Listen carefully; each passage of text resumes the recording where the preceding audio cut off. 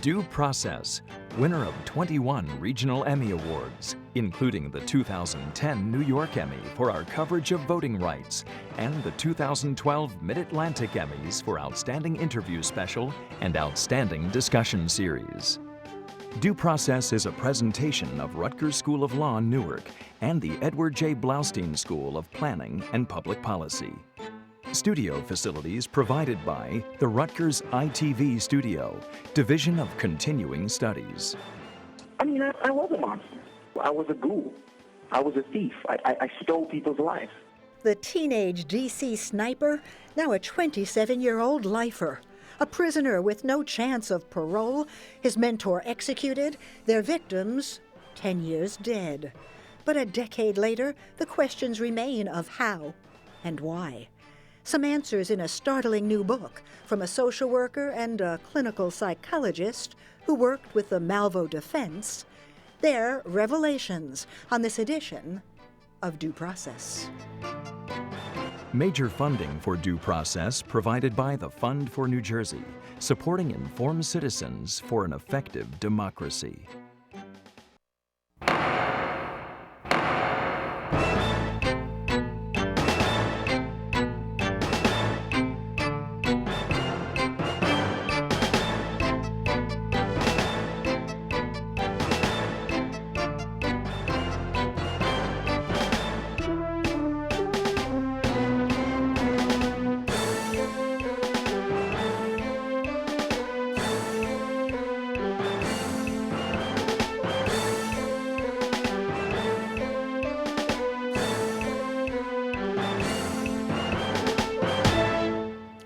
Who could forget the case? The two deadly snipers, the random victims, shot, killed in an incomprehensible rampage that stunned the Washington Beltway for 23 frightening days. It was just 1 year after 9/11, and only after they were caught was it clear this was not a terrorist attack. All the misery, fear, and bloodshed, the work of one malevolent Gulf War vet and the troubled boy who'd come under his control. I'm Sandra King, and on this edition of Due Process, a decade since the horrible crimes, 4 years after the man's execution, 10 years into the boy's life term, we take a close look at young Lee Boyd Malvo with the authors of an important new book. Carmita Albaras, a forensic social worker who worked on the defense, and Dr. Jonathan Mack, a clinical psychologist who has studied it all. They make a case for Malvo as another of John Muhammad's victims. We'll hear their take on what happened to Malvo, now serving life with no chance of parole. But first, see what you think. With our thanks to NBC News and the Washington Post, listen to what Malvo himself had to say. I mean, that's what a monster is. I was a ghoul. I was a thief. I stole people's lives. Listening now to that interview with the Post, his expressions of guilt and regret and remorse, Lee Boyd Malvo sounds sensitive, smart, self-aware. A far cry from the hate-filled, rifle-bearing young killer who, along with his malevolent mentor, the bloodthirsty Gulf War vet he called Dad, terrorized the Beltway for 3 long weeks, leaving 10 victims dead and 4 wounded. I am sorry. There's no way to express that. I did someone else's bidding just because they said so. I mean, that is the definition of a monster. Gone now, the arrogant, angry Malvo, who at his arrest showed no shame for the sniping spree that paralyzed parts of at least 3 states, for the unprovoked anonymous attacks, the shootings of strangers, irrespective of race, though done in the name of Black Power and Islamic Jihad. Ideas that obsessed John Muhammad, passed on to his brainwashed young protégé. I couldn't say no.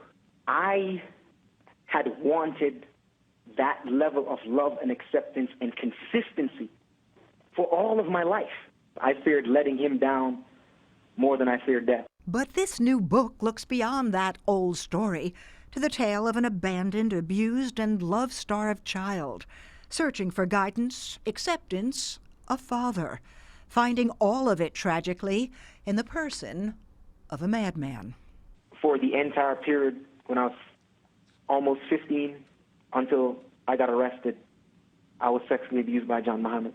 This photo from the book of a frail and frightened-looking child, seeming far younger than his 14 years, was taken just months before Muhammad found him, before the systematic domination of the boy, 2 years before they became the D.C. snipers. And even if unconsciously or even in moments of short reflection, I knew that it was wrong, I did not have the willpower to say no. Carmita, you were brought in by the defense.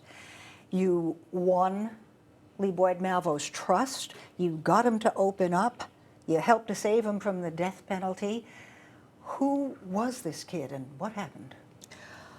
When we hear the mention of Lee Boyd Malvo, the name unfortunately is synonymous with the DC sniper.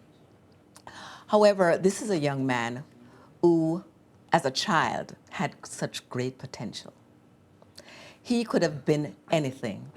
He could have been a doctor, as his mother wanted him to be, or he could have been a pilot. But he lost his father at age 5 years old. And until he met Muhammad, he was on a quest to find a replacement father. And unfortunately, he found it in John Muhammad, who, as he said, gave him unconditional love, consistency, and he led by example. And these were things that were missing in his life. Well, he was convinced that it was unconditional love, but Jonathan, love would be an odd word to use here. This was plain out brainwashing? This was manipulation and coercive persuasion, as it's called. In lay terms, brainwashing. Brainwashing, correct. And you also talk in the book about the mother. You both do. But, John, you use a word that I don't think Carmita uses. You call her a toxic mother. That's fair. So was that as much of a factor in setting him up Yes. for what would happen when he met John Absolutely, Muhammad? because every time he got into a good, healthy placement, she pulled him out, knowing the consequences it would have to him. And nonetheless, for her own purposes, she pulled him out of a stable, loving environment in order to put him back into more instability. So how does a kid, unstable background, unloving parents, all of that, and yet it's a jump to understand how even a powerful personality like John Muhammad could take him over to the extent that he'd be willing to kill without question? It was extremely gradual. It happened over 2 years, and it started without any of the negative aspect to it. But at the beginning, it was all very much positive attention, positive nurturing, and only gradually did he put things in, and he did it in a way that was quite undercover for a 15-year-old or 16-year-old brain to comprehend. Don't forget, we're not dealing with an adult. We're dealing with a child who, even at the point of being 15 or 16 years old, at the point where this first started, he was actually, in a maturational sense, probably significantly younger due to his social, psychological deprivation. And yet he was treated as an adult by authorities. He could have gotten the death penalty, although we know now that it probably would have been overturned by the court, but he could have gotten the death penalty. He gets life without possibility of parole. Being so close to the case, Carmita, did you look at this and say, why can't they see that this kid was not responsible, his brain wasn't developed, he was brainwashed? Were you shocked at the harshness of the sentence? Well, I was, as the rest of the defense team, hopeful that the jury would have seen, during the guilt phase of the trial, would have seen, given all that we had brought together, that this boy was really not acting on his own, that he was manipulated and that he was brought to this place by John Muhammad. So we were disappointed, but we were thankful that he did not get the ultimate punishment. That at the time of the sentencing, they did see and give credence to what we had put forward in terms of how he got there. But and John Muhammad, of course, does get the ultimate sentence. Yes, John Muhammad received the ultimate sentence. 2009, he's gone. Yes, he was executed.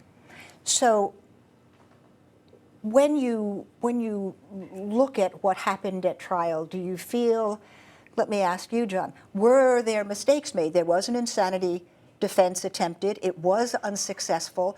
Should it have been unsuccessful? The jury ultimately makes a decision based on the evidence that is presented to them by the mental health experts. And was enough evidence presented to make a good case for insanity in this case? I think there were a few things that, in retrospect, with the benefit of my having significant hindsight and being able to look back and see things that maybe some of the experts didn't see at the time, I think there were some things that, if they had been brought up, might have been more persuasive in terms of suggesting a guilt-phase defense at the time of the trial. Do you think, Carmita, that if it hadn't been so close to 9/11, if the name Muhammad wasn't attached, if these weren't two black defendants, that perhaps the sentence would have been very different? I do not think I do not think that played as much a role as it would seem to suggest. During the trial, something came out that, unfortunately, I think, had an impact on the jury, and that was in relation to cruelty to animals. And torturing cats.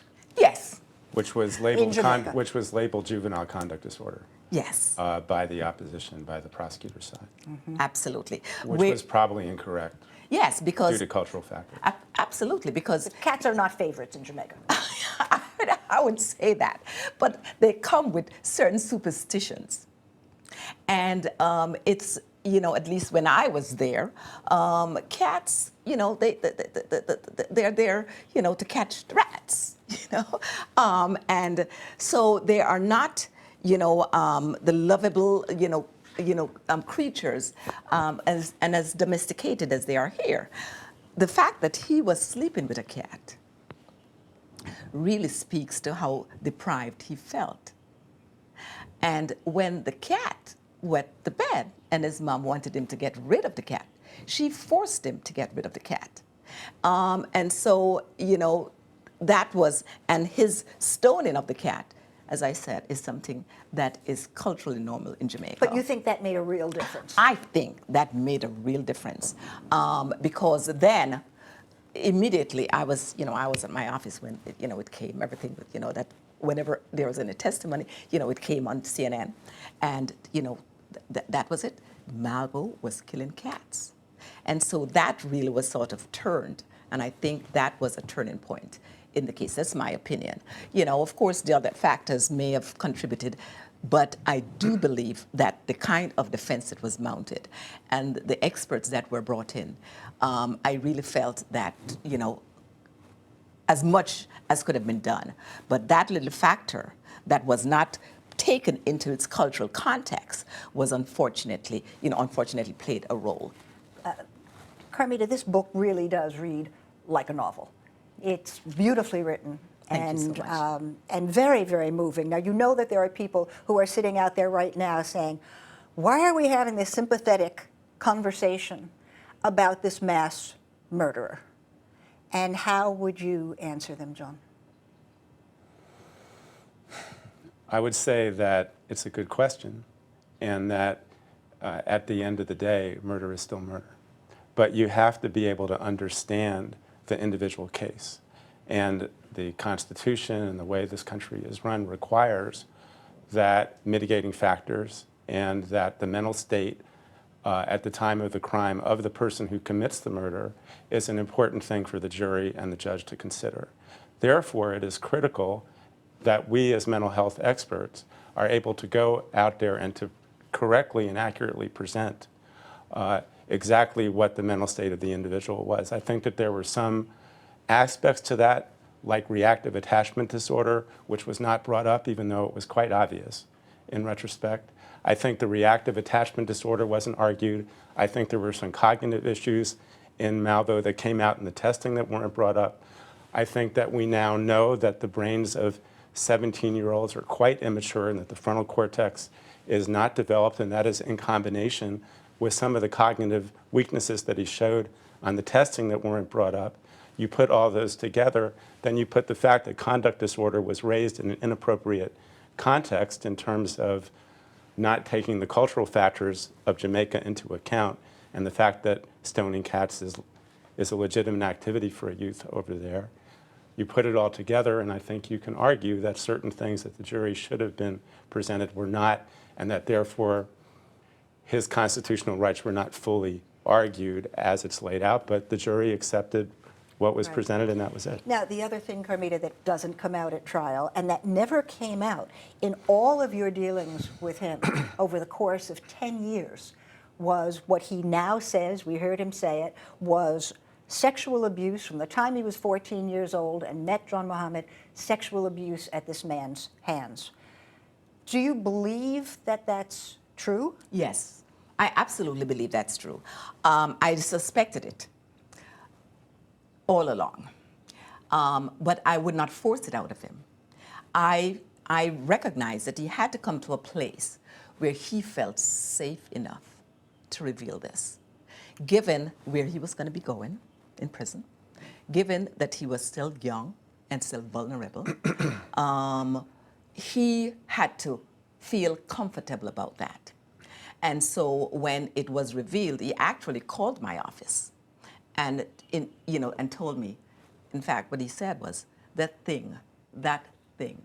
He couldn't even speak it. He couldn't even speak it. That thing that you have been asking me about.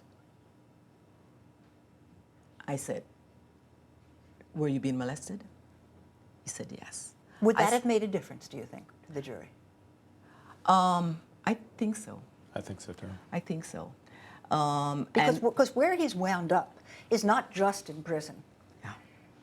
He's in solitary. In solitary confinement. That's 23 hours a day of total isolation. Yes. And the 1 hour is not filled with social interaction. No. He interacts only with his guards. With himself. I don't think the jury recognized exactly how abused Malvo was by Muhammad. And this Sexually or otherwise? Just in general. And I think if the sexual abuse had come out, it would have made it really obvious and palpable how abused and how much of a victim he actually was. Because all of the things we associate with brainwashing, food deprivation, sleep deprivation, preaching at someone endlessly, all of that was part in the story that you tell. Yes. Of what this kid went through at the hands of a really unmerciful man. Yes. Absolutely. Yes. So the other thing I must tell you that this book reads like is a plea for reconsideration of what should happen to him. And I know that some people in June, when the Supreme Court made a ruling on the idea of juveniles who have had mandatory life imprisonment without parole imposed. And the court said, no, you can't do that. From what you said in an interview, John, it sounds like that gave you hope. Did it? Yeah, it did. Okay, so I looked at this and said, maybe that's the case. I did, however, go and ask an expert. And the question was, does last spring's Supreme Court ruling on juveniles and life without parole offer some hope to Malvo for a life someday outside a prison cell? And I put that question to Stuart Green, distinguished professor of criminal law at Rutgers Law in Newark. Well, given that the legislature enacted the law and the jury convicted in accordance with Maryland law, let's put Virginia aside for the moment, unless there's some change in law in Maryland in the future, or unless his sentence is commuted, then it's hard to see how he's going to really have an opportunity to argue for release. I mean, that's awfully harsh, and we don't know. It might be, I mean, our criminal justice system is extraordinarily harsh. We have the harshest sentencing schemes in the world. And so it may be that in some more enlightened future, we may have legislatures which, realize that life without parole is too harsh a sentence, and they may decide to change that. The legislature is always free to do that, or the governor could commute a sentence as well. So it's not impossible that you might see something, but in the current political climate, I don't think that that's a realistic possibility. So Professor Green contends that because there was not mandatory life in prison without parole for this juvenile, that the Supreme Court decision makes absolutely no difference. Does that leave you feeling hopeless about the possibility that this guy could actually have a life outside? That was not the point of my involvement in this book. The point of my involvement in this book was to help create an understanding about why these things happen.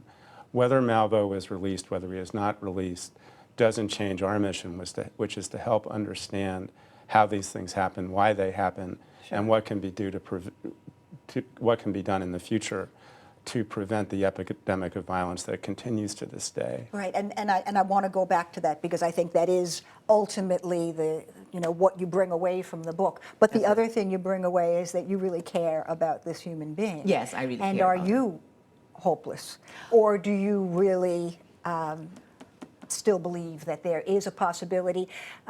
Professor Green leaves the door open by saying, who knows, things change. Well, the book was not written for that. The book was written because, for one, Lee Malvo really wanted his story to be told. And I, as someone who's been doing this work for all these years, understand the significance of nurturing parental attachment. And you've stayed in touch with him all these years. Oh, yes. I've been, I have been in touch with him. He's the only client, even though I may be looked at as a maternal figure, he's the only client who ever addressed me as mom. In his letters? In his letters. And in person? No, not in person. Not in person? Not in person, but dear mom. Okay. And that was for about 3 years. Your loving son, Lee. So this was when he was going through the transition. When he was going through the transition. From devotion to the hero dad, yes, John Muhammad, to the realization of what he had done. When did remorse first come in? Remorse came in 2004. Towards the end of 2004. 2 years. 2 years, yes, 2 years. That's when it started. And then he went through a period where he was so disgusted with himself that he really wanted to die. So this is genuine remorse? This is genuine remorse, to the degree that he did not want to have anything. He didn't want any benefit occur to him. He did not want us to send him money. He wanted to die, really. And he said that I was preventing him from dying. And he testifies against John Muhammad and gets nothing from the state in return. And gets nothing from the state in return, because one of the things he realized, because he wanted to die but couldn't die.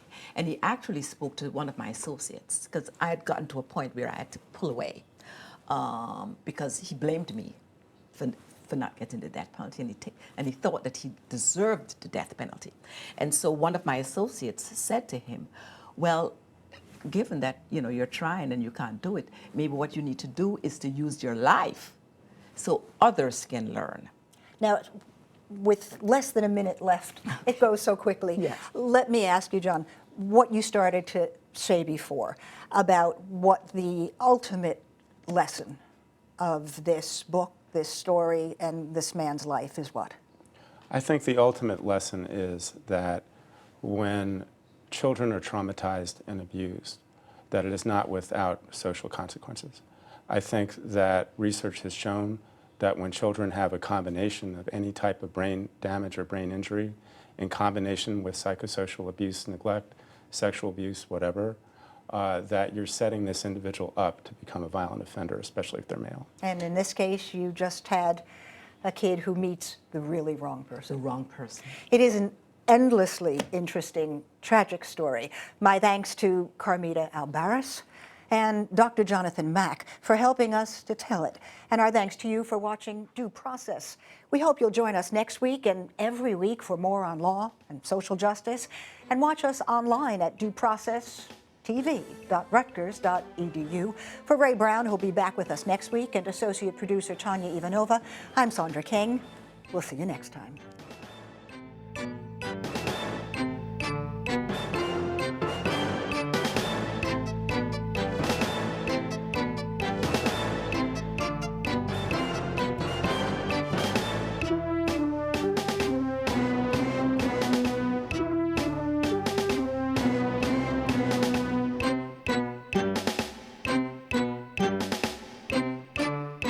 We have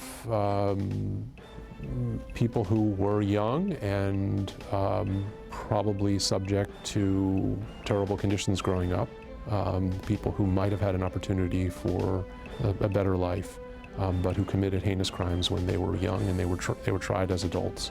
And the idea that their crimes were so terrible that these people should spend the rest of their life in prison, I think reflects a very overly kind of zealous criminal justice system. I think everybody has a possibility of redemption, and particularly young people do. People who are still, whose brains are still developing, and people who still could go on to lead a some kind of worthwhile existence.